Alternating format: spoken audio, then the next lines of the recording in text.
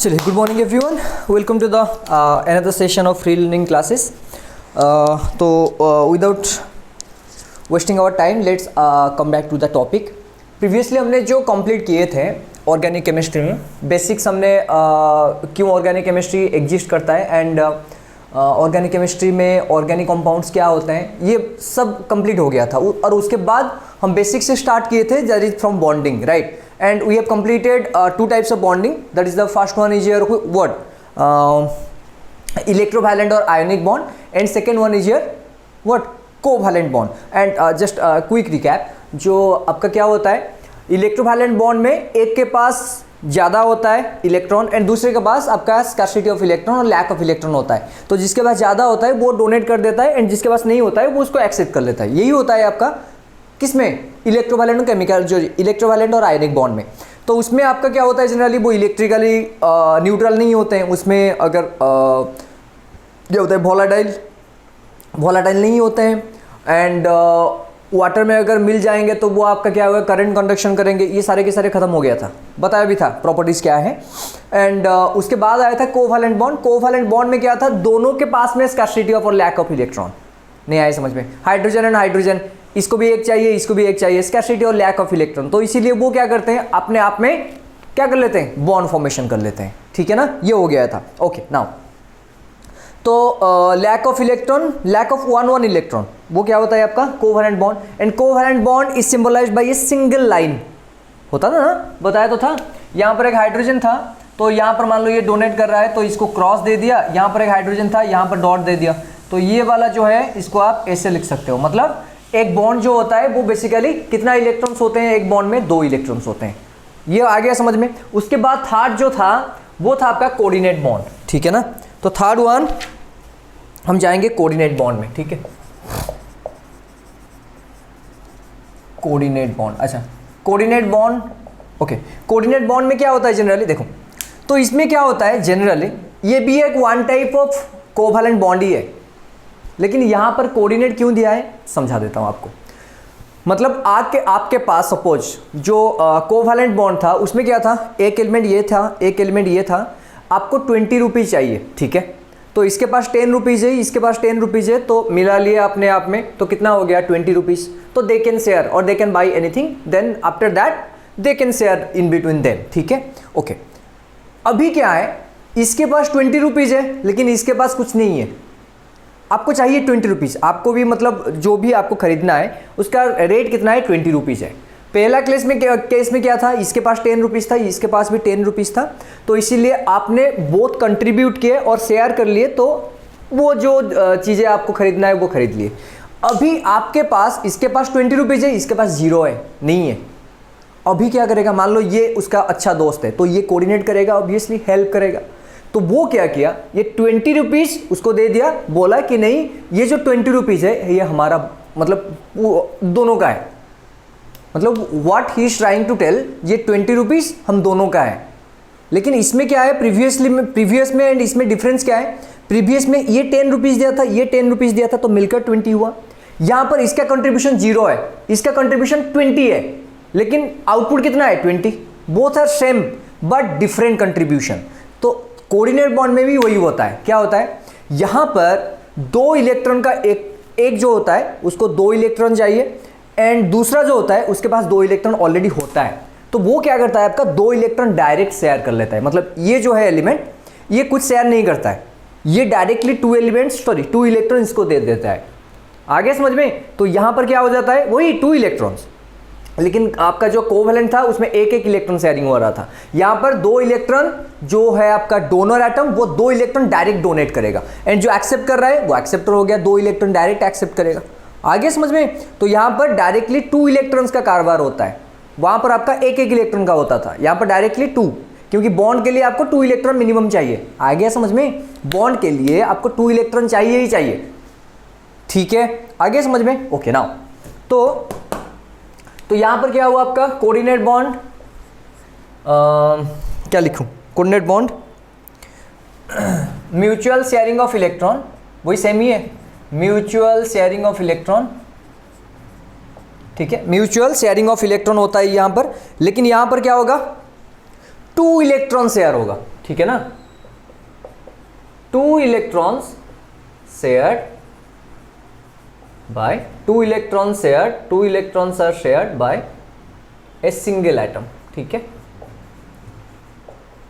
और same atom जो भी लिख सकते हो, जो भी एटम देगा वो 2 ही इलेक्ट्रॉन डायरेक्टली देगा, आगे समझ में। और जो एक्सेप्ट करेगा वो होगा एक्सेप्टर, एंड जो डोनेट करेगा वो होगा डोनर, आगे समझ में, ठीक है।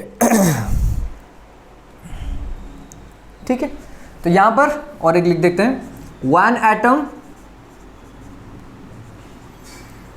Has a extra lone pair electron, lone pair मतलब समझ में आ रहा है, 2 लोन पेयर इलेक्ट्रॉन, ठीक है, लोन पेयर और 2 इलेक्ट्रॉन बोल सकते हो आप, ठीक है। 1 इलेक्ट्रॉन है जो एक्स्ट्रा 2, तो ये होता है आपका डोनर, ठीक है, ये होता है डोनर एटम, ठीक है। Other atom has a lack of lone pair, तो ये होता है आपका एक्सेप्टर, ठीक है, लिख दो। आ गया पूरा समझ में। तो फर्स्ट एटम क्या होता है, डोनर, जो कंट्रीब्यूट करता है 1 lone pair of electron, and second वाला होता है एक्सेप्टर एटम, जो कि ये एक्सेप्ट करता है, ठीक है। हाँ, इसका रिप्रेजेंटेशन कैसा है बेटा, ये देखो एरो मार्क, क्यों एरो मार्क है, बिकॉज डोनेट कर रहा है ना, तो पूरा का पूरा डोनर जो होगा उसी से मतलब ये एरो मार्क दूसरी तरफ रहेगा, मतलब ये होगा, मतलब एरो जो रहेगा यहाँ पर, तो ये बनेगा आपका डोनर, और किस तरफ रहेगा, एक्सेप्टर, मतलब ये डोनेट कर रहा है, एक्सेप्टर उसको एक्सेप्ट कर रहा है। आ गया समझ में। मान लो बेटा एक एग्जांपल लेते हैं, suppose for an example boron hydride ammonia complex, ठीक है, बोरॉन हाइड्राइड अमोनिया कॉम्प्लेक्स, ठीक है। चलिए इसको पहले ब्रेक करके लिखते हैं, बोरॉन हाइड्राइड, तो यहां पर बोरॉन हाइड्राइड मतलब बोरॉन के पास कितना इलेक्ट्रॉन होता है, बोलो, boron, boron, hydrogen, helium, lithium, beryllium, boron, तो बोरॉन का 5, अरे एटॉमिक नंबर 5 होता है, तो बोरॉन का हो गया आपका 5, तो इसका अगर इलेक्ट्रॉन कॉन्फ़िगरेशन करोगे तो आप 2 3 मिलेगा आपको। हाइड्रोजन का होता है 1, एंड नाइट्रोजन अमोनिया NH3 होता है ना, तो अमोनिया कितना होता है आपका, सॉरी N का कितना होता है 7, तो ये 2 हो गया, ये 5 हो गया, आ गया समझ में। अभी देखो, तो यहाँ पर बोरॉन बना लेते हैं, ये पर देखो बेटा, बोरॉन आउटर मोस्ट में कितना है, अरे 3 है, आउटर मोस्ट में कितना है, 3 है, तो यहाँ पर आपका 3 इलेक्ट्रॉन आ गया, देखो। एंड हाइड्रोजन का ऑब्वियसली एक एक होता है, तो यहाँ पर एक हाइड्रोजन मिल गया, यहाँ पर एक हाइड्रोजन मिल गया, और यहाँ पर एक हाइड्रोजन मिल गया, आ गया समझ में। फिर अमोनिया का क्या होता है, NH3, N के पास कितना होता है, 5 होता है, तो 5 मतलब ये हो गया 1 2 3 4 5। सर ऐसे क्यों लिखे, देखो NH3 मतलब यहाँ पर आपका एक हाइड्रोजन होगा, यहाँ पर एक आपका हाइड्रोजन होगा, यहाँ पर आपका हाइड्रोजन होगा, देख लो, अरे आ गया कि नहीं, देख लिया। NH3 होता है तो इसके पास एक लोन पेयर इलेक्ट्रॉन अवेलेबल है, क्योंकि 3 बॉन्ड ये फॉर्म कर चुका है, और कितना बचा आपका लोन पेयर 2 इलेक्ट्रॉन्स, यहां पर देखो ये वाला, तो ये अभी क्या करेगा, इसको डोनेट कर लेगा डायरेक्ट, आगे समझ में। तो इसको क्या करेगा, अभी डोनेट कर लेगा, ये मिटा दूं, ये खत्म हो गया ना, चलो ठीक है, ओके। देखो अभी ये क्या करेगा, इसको डोनेट कर लेगा, तो ये आपका आ गया बोरॉन 1 2 3, यहाँ पर एक हाइड्रोजन है, एंड यहाँ पर भी एक हाइड्रोजन है, एंड यहाँ पर भी एक हाइड्रोजन है, एंड यहाँ पर 2 इलेक्ट्रॉन शेयर हो गया किसके बीच में, नाइट्रोजन एंड बोरॉन के बीच में, नाइट्रोजन, यहाँ पर आपका हाइड्रोजन, यहाँ पर आपका हाइड्रोजन, यहाँ पर आपका हाइड्रोजन, ठीक है, आगे समझ में। अभी बॉन्ड कर लो, जहां पर होगा वो क्या होगा, आपका बॉन्ड फॉर्मेशन होगा, मुझे पता है यहां पर एक बॉन्ड होगा, ये क्या है, म्यूचुअल शेयरिंग, मतलब यहां पर कोवैलेंट है, लेकिन यहां पर क्या है, कोऑर्डिनेट, कोऑर्डिनेट मतलब डायरेक्टली 2 इलेक्ट्रॉन जो होता है वो यहां पर आ गया, डायरेक्टली डोनेट कर दिया, तो यहां पर डायरेक्ट बोलो कितना हो गया, ये हो गया B, ये हो गया H, ये हो गया H, ये हो गया H, एंड यहां पर हो जाएगा ऐसे, क्यों, कोऑर्डिनेट बॉन्ड, नाइट्रोजन बन गया, ये H बन गया, ये H बन गया, ये H बन गया, तो this is the coordinate bond, nitrogen donate किया बोरॉन को, ठीक है।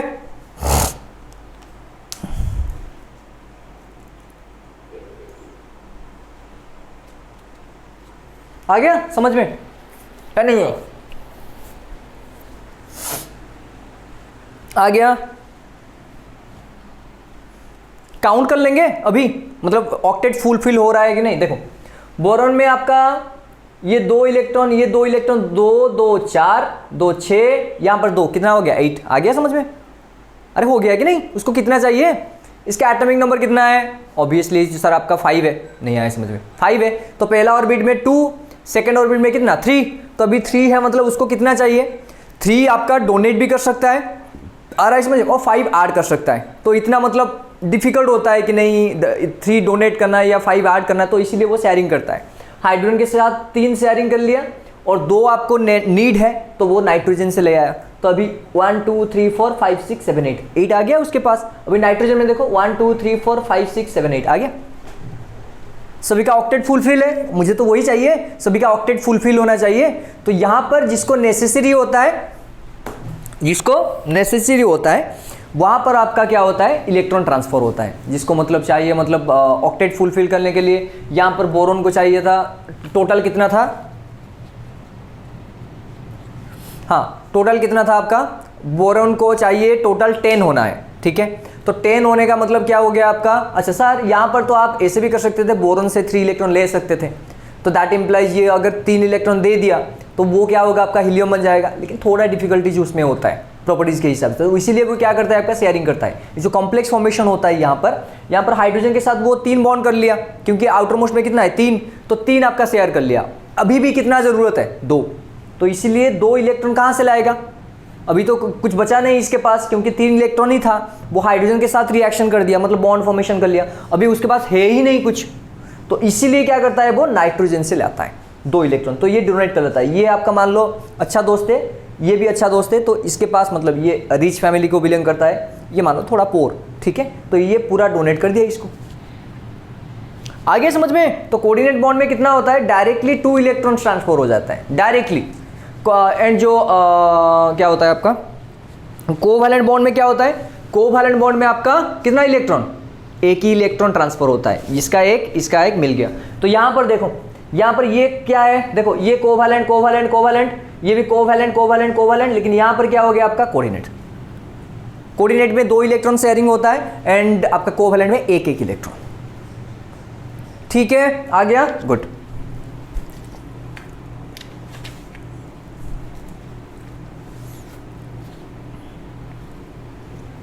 मिटा दूं?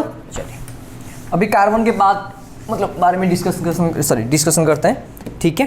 Okay, valence of carbon.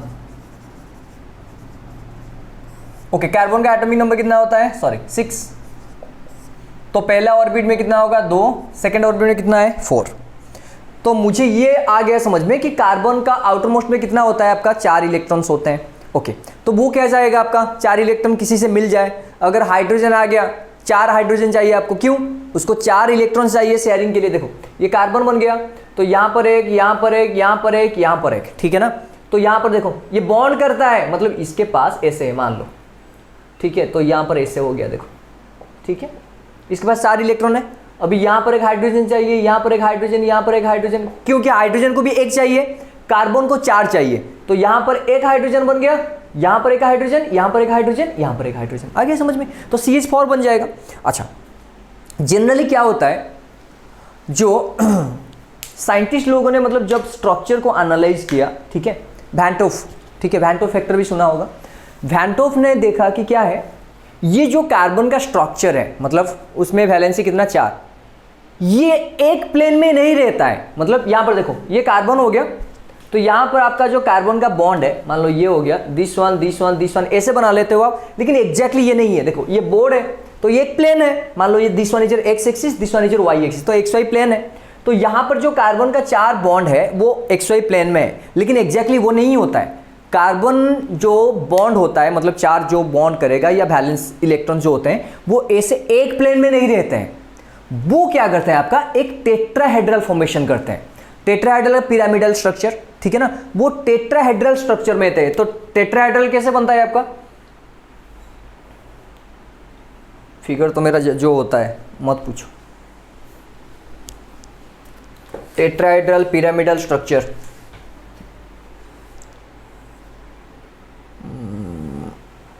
ये बन गया, ये बन गया, ये बन गया,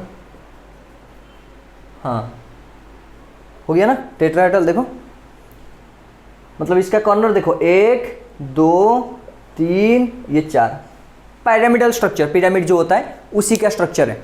आगे समझ में, मतलब एक बेस होता है यहाँ पर और ये 4 हो गया आपका। तो यहाँ पर क्या होता है, कार्बन यहाँ पर होता है, ठीक है। तो एक बॉन्ड यहाँ पर, एक बॉन्ड यहाँ पर, एक बॉन्ड यहाँ पर, एक बॉन्ड यहाँ पर, मतलब पीछे आगे, इसे इसीलिए वो रिप्रेजेंटेशन पता है आपको कार्बन का कैसे करते हैं। कार्बन की ये मान लो ये एक स्ट्रेट दे दिया और यहाँ पर एक स्ट्रेट दे दिया, तो यहाँ पर क्या होता है, ऐसे डॉट डॉट डॉट बनाते हैं और यहाँ पर आपका ऐसे ऐसे बनाते हैं।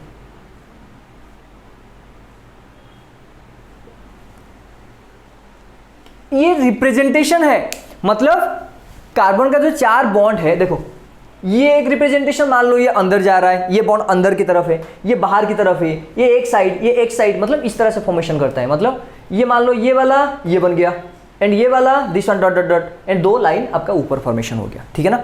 तो यहाँ पर जो बॉन्ड 4 बॉन्ड फॉर्मेशन होता है कार्बन में, तो वो आपका क्या होता है, पिरामिडल स्ट्रक्चर में होता है एंड उनके बीच में एंगल तो रहेगा ऑब्वियसली। तो एंगल कितना होता है, 109.5, कितना होता है आपका 109.5। तो इनके बीच में जो एंगल बनता है आपका, इनके बीच में देखो ये वाला 109.5, ठीक है ना।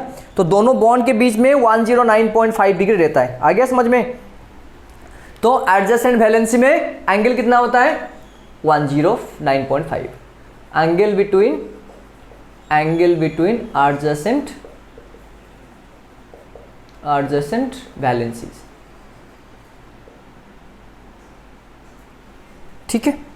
तो एडजेसेंट वैलेंसी के बीच में कितना एंगल होता है, 109.5 वैलेंसीज, ठीक है। आगे समझ में, पूरा आ गया। तो ये पिरामिडल स्ट्रक्चर फॉर्मेशन करता है। तो कार्बन यहाँ पर हुआ, यहाँ पर एक, यहाँ पर एक, यहाँ पर एक, यहाँ पर एक, 4, मतलब इस तरह से फॉर्मेशन करेगा। एंड ईच यहाँ पर 109.5, यहाँ पर भी 109.5, यहाँ पर भी किसी दूसरे, मतलब दोनों में आपका एंगल अगर देखोगे, मतलब यहाँ पर 4 वैलेंस इलेक्ट्रॉन है, किसी कॉन्जिक्यूटिव और एडजेसेंट वैलेंस इलेक्ट्रॉन को ले जाओ, उनके बीच में जो एंगल बनेगा वो 109.5 है। आगे समझ में। तो कार्बन यहाँ पर क्या कर सकता है, जो 4 बॉन्ड है वो अपने हिसाब से वो एडजस्ट करता है। मतलब मान लो यहाँ पर कितना हाइड्रोजन चाहिए, ये, तो कार्बन यहाँ पर क्या हो गया आपका, कार्बन सिंगल बॉन्ड हो गया। आगे समझ में। तो कार्बन, अच्छा तो सिंगल बॉन्ड हो सकता है, देख लेते हैं। सिंगल बॉन्ड, तो ये कार्बन आ गया, ये कार्बन आ गया, कितना कार्बन आ गया, 2। अभी कितना चाहिए उसको, 4 टोटल ना, तो यहाँ पर 3 हाइड्रोजन लगा दो। कार्बन कितना बॉन्ड करता है, 4 बॉन्ड। तो ये एक के साथ कार्बन यहाँ पर एक, यहाँ पर एक, तो इसके बीच में कौन सा बॉन्ड हुआ, अरे कोवैलेंट बॉन्ड। तो यहाँ पर एक शेयरिंग हो गया, मतलब ये कार्बन का 4 था तो 3 हाइड्रोजन लग गया और एक यहाँ पर है, इसका भी एक हाइड्रोजन, एक हाइड्रोजन, एक हाइड्रोजन, क्योंकि उसको टोटल 4 बॉन्ड करना है। 3 के साथ 1 हो गया, यहाँ पर 3 के साथ और बचा 1, तो खुद के लिए वो ट्रांसफर कर लिए, मतलब अपने आप के बीच में ये कार्बन खुद के खुद के साथ वो बॉन्ड फॉर्मेशन कर दिए, एक बॉन्ड। सिमिलरली डबल बॉन्ड भी बन सकता है, कुछ नहीं है, इजी है। देखो कार्बन, यहाँ पर डबल बॉन्ड बन गया। तो ये कार्बन का कितना बॉन्ड हो गया, 2 बॉन्ड, ये कार्बन के साथ 2 बॉन्ड, कोवैलेंट बॉन्ड, स्ट्रेट मतलब कोवैलेंट बॉन्ड। और कितना चाहिए इसको, 2, तो यहाँ पर एक हाइड्रोजन लगा दिया, यहाँ पर हाइड्रोजन, यहाँ पर हाइड्रोजन, यहाँ पर देखो इसका फुलफिल हो गया 4, इसका ही फुल हो गया 4। उसके बाद भी हो सकता है ट्रिपल बॉन्ड, ठीक है ना। तो ये कार्बन, ये ट्रिपल बॉन्ड, अभी इसको कितना चाहिए, H, या इसको 1, तो ट्रिपल बॉन्ड आ गया, सिंगल बॉन्ड आ गया और डबल बॉन्ड आ गया, समझ में, ठीक है। अगर एडजेसेंट कार्बन एटम्स में 3 कोवैलेंट बॉन्ड हुआ, that is known as triple bond. ये 3 कोवैलेंट बॉन्ड, ठीक है, 3 कोवैलेंट बॉन्ड। यहां पर एडजेसेंट कार्बन में 2 कोवैलेंट बॉन्ड एंड यहां पर एडजेसेंट कार्बन में 1 कोवैलेंट बॉन्ड, ठीक है, आ गया। तो कोवैलेंट बॉन्ड जनरली होता है, अगर कोवैलेंट बॉन्ड आ गया, जितना कोवैलेंट बॉन्ड उतना आपका सिंगल बॉन्ड या डबल बॉन्ड या ट्रिपल बॉन्ड। पूरा आ गया समझ में, गुड। ठीक है, ओके। तो ये कार्बन का नॉर्मल स्ट्रक्चर है, नेमिंग तो कर सकते हो ना इसको। ये क्या हो गया आपका मिथ इथ इथेन, ये क्या हो गया इथीन, ये क्या हो गया इथाइन। ये तो पता है naming I am not going to do because बहुत सारे क्लास कंज्यूम हो जाएगा। तो मैं आपको प्रोसेस के बाद अगर टाइम मिलेगा तो आपको नेमिंग भी सिखा दूंगा, नो प्रॉब्लम।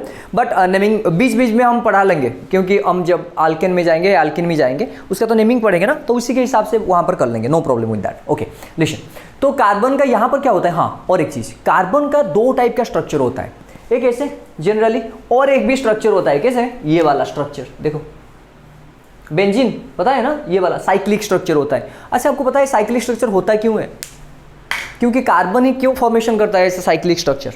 जितने भी ऑर्गेनिक कंपाउंड्स होते हैं, डीएनए का स्ट्रक्चर देख लो वो भी साइक्लिक है, मतलब कुछ भी एंजाइम देख लो वो भी साइक्लिक है, बिकॉज दैट कंटेन्स कार्बन।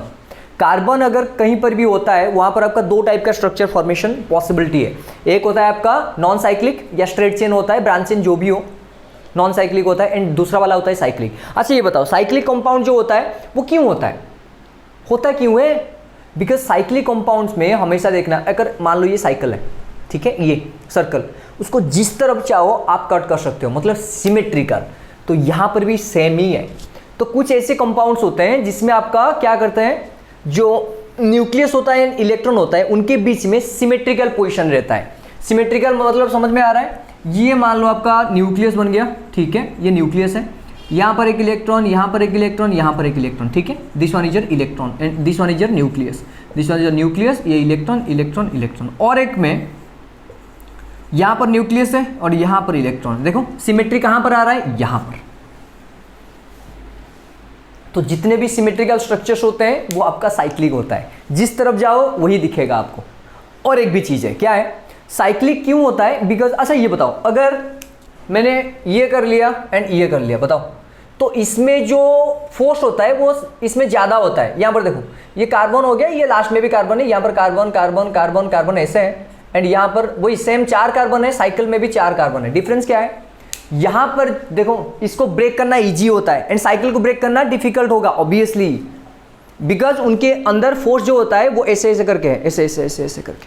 लेकिन स्ट्रेट में इसको निकाल सकते हो आप क्योंकि बाहर कुछ नहीं है। लेकिन यहाँ पर कहाँ पर भी जाओगे आप, दोनों तरफ इसको भी बाइंड, मतलब इसमें भी कुछ बाउंड है फोर्स, इसमें भी कुछ बाउंड है फोर्स, लेकिन यहाँ पर इस तरफ खींचा हुआ है लेकिन यहाँ कुछ नहीं है।